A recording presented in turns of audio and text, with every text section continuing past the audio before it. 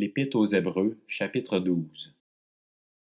Nous donc aussi, puisque nous sommes entourés d'une si grande nuée de témoins, rejetons tout fardeau et le péché qui nous enveloppe si facilement, et courons avec persévérance l'épreuve qui nous est proposée.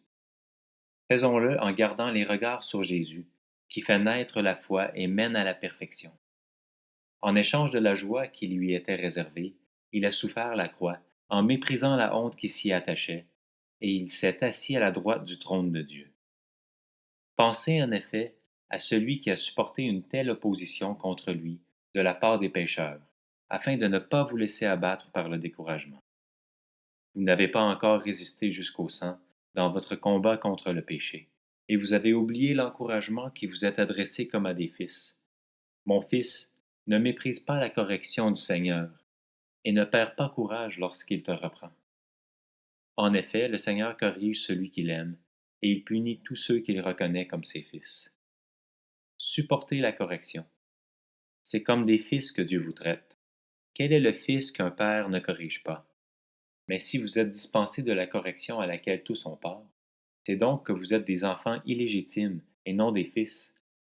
D'ailleurs, puisque nos pères terrestres nous ont corrigés et que nous les avons respectés, ne devons-nous pas d'autant plus nous soumettre à notre Père céleste pour avoir la vie?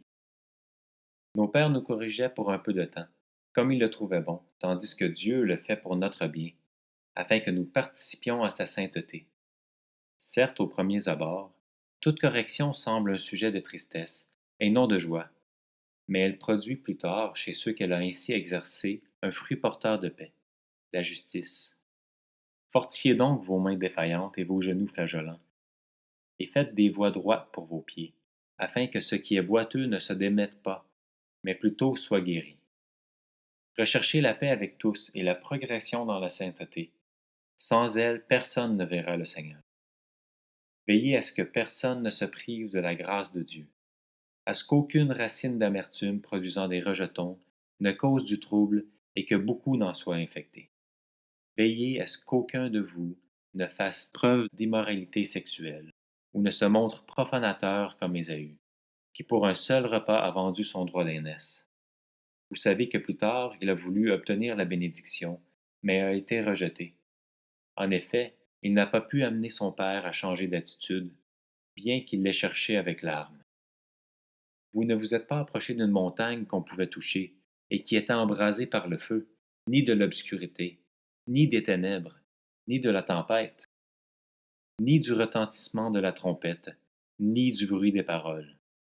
Ce bruit était tel que ceux qui l'ont entendu ont refusé qu'il leur soit adressé un mot de plus. Ils ne supportaient pas en effet cette consigne.